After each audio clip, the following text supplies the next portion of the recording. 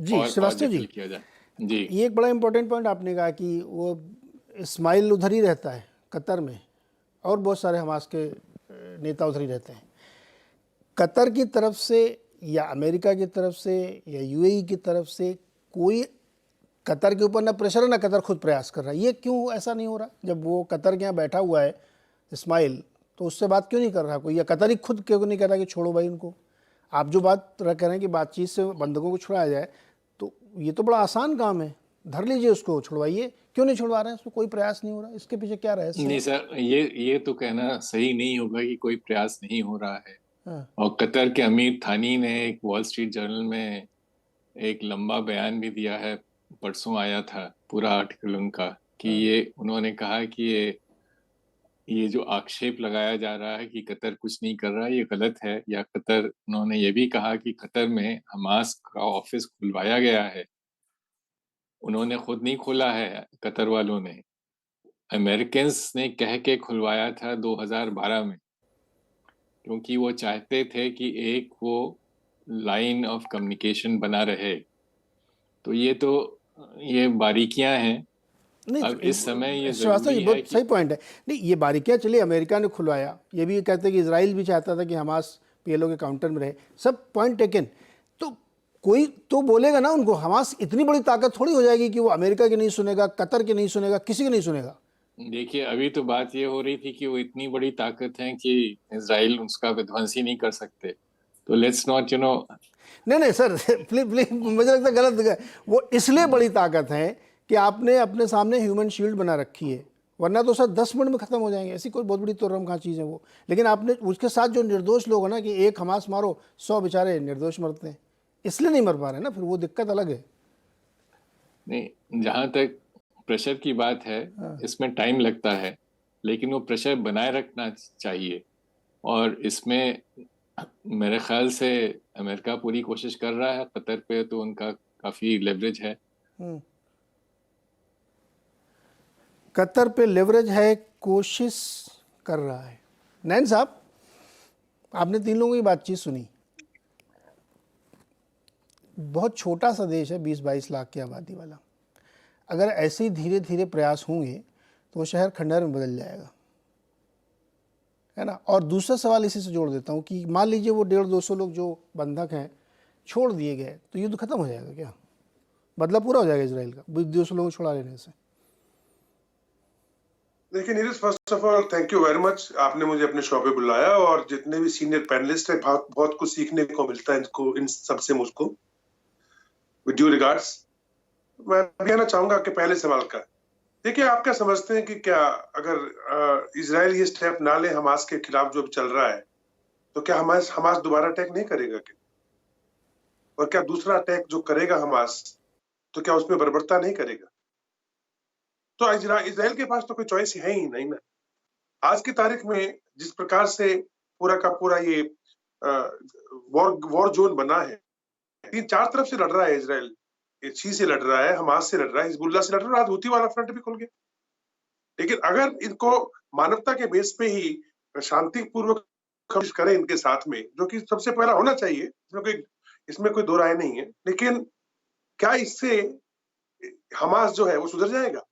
देखिए हमास के दो दो चेहरे आज सामने आए हैं अभी नीरज, पिछले 2 दिनों के अंदर।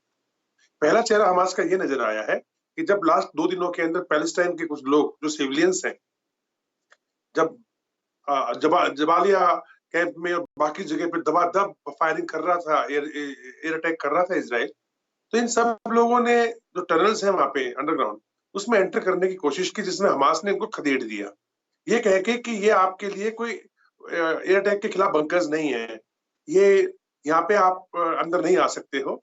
और दूसरा स्टेटमेंट, उनके प्रवक्ता की बात कर रहा हूं मैं, दूसरा स्टेटमेंट वो ओपनली दे रहे हैं क्या कि ये हमारे लड़ने के लिए है, लेकिन खुद भी अपने आप शेल्टर ले रहे हैं उसके अंदर, ये हमारे लड़ने के लिए है। और तीसरा उनका स्टेटमेंट आया कि 70% लोग जो यहाँ पे गाजा में बैठे हैं, ये तो 70% तो रिफ्यूजीज हैं, और इनके ऊपर अगर मारकाट हो रही है तो यूएन क्या कर रहा है, यूएन देखे।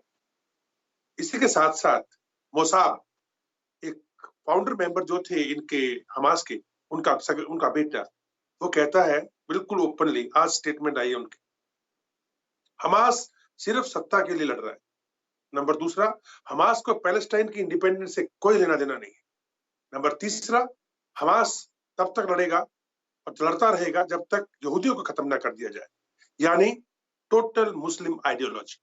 अब ये मुस्लिम आइडियोलॉजी तो चारों तरफ है, आप लेबनान में ले लो, सीरिया में ले लो, जॉर्डन में ले लो, मिस्र में ले लो, ईरान से ले लो, क्या नाम, यमन से ले लो, हो सकता है तुर्की भी और पाकिस्तान भी शामिल कर लीजिए साथ।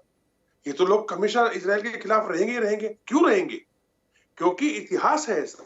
अगर हम पीछे मुड़ देखें, अगर ये सही है तो, कि जब मक्का की लड़ाई हारने के बाद प्रॉफेट मोहम्मद साहब पीछे आए थे, यानी उन्होंने विड्रॉल किया था, तो वो किया था यशरुफ में। यशरुफ था मदीना, और यशरुफ की किन लोगों का एरिया था? यहूदियों का। क्या बात हुई थी इनकी जब उन्होंने शरण दी इनको कि चलो इसके चारों तरफ जो है हम लोग गहरी खाई खोदेंगे, कोई लड़ाई करेगा तो उससे हम लोग लड़ेंगे, मिल करके लड़ेंगे। यहूदियों ने कहा भाई ये लड़ना वड़ना हमारा काम नहीं है, और इससे खफा होके प्रॉफेट मोहम्मद ने कहा इनको मारो। अब मुझे आप कोई ये बता दे, मैं इन लोगों से प्यार से बात करूं, समझदारी से बात करूं, डिप्लोमेटिकली बात करूं, क्या ये लोग उस मुस्लिम आइडियोलॉजी के अंदर जो फंडामेंटलिस्ट लोग हैं, जो टेररिस्ट हैं, क्या ये मानने वाले हैं? और अगर ये मानने वाले नहीं तो इनके खिलाफ एक्शन क्या होना है? शायद वही जो आज इजराइल कर रहा है।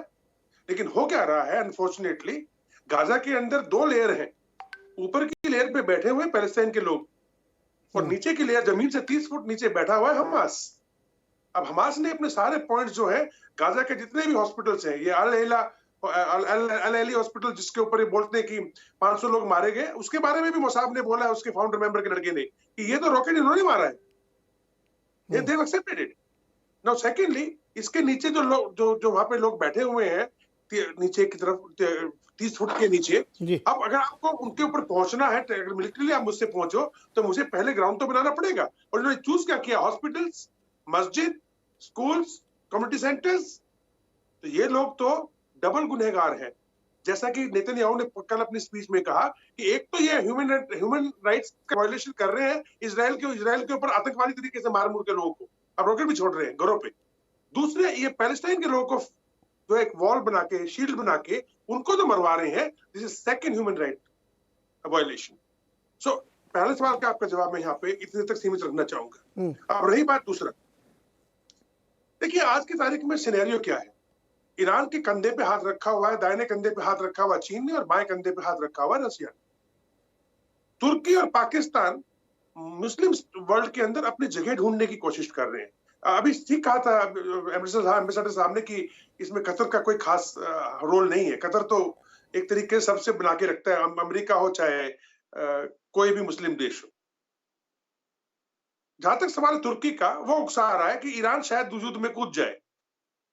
अगर ईरान युद्ध में कूदता है तो ईरान के साथ देगा कौन? ये तो वही वाली बात हो जाएगी ना कि मैं सबको तैयार कर लूं, चलो लड़ाई करते हैं, और जब मैं बॉर्डर पे जाके फायर खोलूं तो सब बोल रहे हैं हम तो आपके साथ हैं, आगे बढ़ो, हम आपके साथ हैं, पीछे मुड़ के देखो तो कोई नहीं। तो ईरान उस स्थिति में नहीं आना चाहता, इसीलिए ईरान प्रॉक्सी लड़ाई लड़ रहा है। हमास सुन्नी है, हमास सुन्नी है। आज जो हुती है यमन के, उन्होंने अगर मिसाइल अटैक किया किसके ऊपर? अच्छा, एक दिनेश जी, इसी में एक पॉइंट जोड़ देता हूँ मैं, उसका भी मतलब है, जैसे इजिप्ट का भी ये कहना है कि सिनाई के बालू के एक एक कण के लिए कुर्बानी देंगे, ये इनका स्टेटमेंट है कि लड़ाई होगी। तो ये जो अरब देश हैं या खाड़ी देश हैं, उसके इर्द गिर्द चारों, ये ना खुल के आना चाहते हैं और पीछे से खाली प्रॉक्सी वार लड़ रहे हैं। क्या इनकी क्या स्ट्रेटजी है, ये क्या कर रहे हैं? लड़ाई इस बात से शुरू हुई थी 19वीं सदी, 19वीं सदी के आखिर में कहीं गलती से जाकर के जब ये ऑटोमन एम्पायर के अंदर ये जो पैलेस्टाइन का एरिया है उसके अंदर जियोनिज्म के कारण यहूदियों को मजबूरन इस इलाके में आना पड़ा, जेरूसलम के इलाके। 1917 के अंदर एक बेलफोर्ड शायद, not if I am not wrong, pardon me, ऐसा कोई अकॉर्ड हुआ था जो डिक्लेरेशन की थी इन्होंने ब्रिटिशर्स ने, उसमें कहा था कि इजराइल को रहने की जगह ये है। इस बात के ऊपर सारे के सारे जो नाम लिए आपने, क्या नाम है, लेबनान से लेके, सीरिया से लेके, जितने भी लोग आप नाम ले रहे हो, जॉर्डन एंड इजिप्ट तक, ये सब के सब खफा हो गए। तो इनके बीच में आपस में ये लड़ाइयां चल पड़ी। 1947 के अंदर इसीलिए यूनाइटेड नेशंस ने टू नेशन थ्योरी के ऊपर डिक्लेयर किया था कि पैलेस्टाइन के अंदर दोनों इजराइल और पैलेस्टाइन के जो लोग हैं वो रहें। पैलेस्टाइन को स्टेट नहीं था, it is not a district Ottoman Empire का, नहीं पैलेस्टाइन के नाम से कोई ऐसी कोई बाहर पहले कोई डिमांड्स थी। अब 1947 के बाद 1948 में इजराइल ने डिक्लेयर कर दिया यूएन के कहने पे कि भाई हमारे कंट्री है। ये लोग अगले ही दिन लड़ाई शुरू कर दिया जिसके अंदर हारे बुरी तरीके से 1948 में। जी सर। फिर इन लोगों ने तब से लेके अब तक इनके दिमाग ऐसे बैठे हुए हैं नीरज कि ये कहते हैं यहूदी होने ही नहीं चाहिए, ये टू नेशन थ्योरी तो भूल जाओ। और अब तो रशिया ने भी कह दिया कि इम्पॉसिबल है। जी दिनेश सर, ये मतलब बहुत ज़्यादा हिस्ट्री वाला अपने लिए